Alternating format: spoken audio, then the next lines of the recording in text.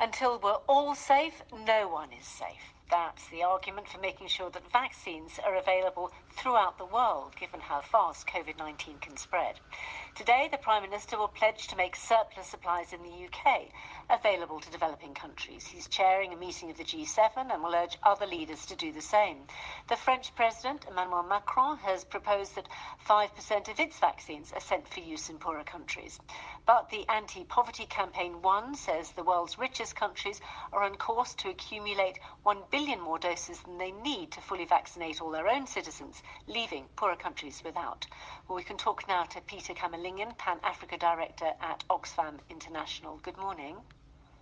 Good morning, Martha. And just give us a sense of what the situation is in Kenya. You're based in Nairobi, about vaccination programs. Thank you very much. I think the situation on vaccines and their availability is still distant for the majority of people in Kenya and the rest of the African countries. There's a huge problem. If we are lucky, from what we see, 1 in 9 people will be able to be vaccinated by the end of this year. And that means that the people in the UK and other developed countries, even if they get vaccinated now, will not be safe. And I think, as you rightly say, we are not safe until all people can be vaccinated. That's the challenge we have. And the gesture and the initiative by President Cameron and Prime Minister of the UK to do what they have proposed to do is welcome, but it is a drop in an ocean. I think what we need now is not those tokenistic steps that are being taken.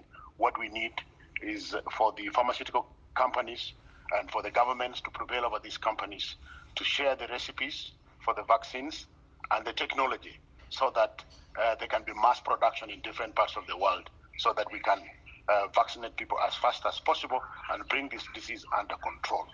How vital would you say that this is for Kenya? Because there are comparatively few confirmed cases, isn't that right?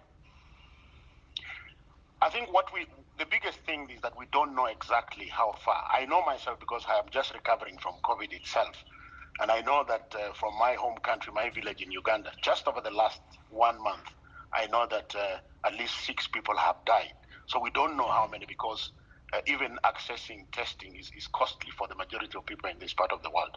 What we need is to actually preventive action because there's not enough capacity to respond to the disease. It is stretching livelihoods and lives in ways that we cannot take lightly. It's a race against time, and we need to do everything possible to make sure that we are going for a people's vaccine, not a profit vaccine. Peter Kamalingin, thank you, and we wish you the very best for your continued recovery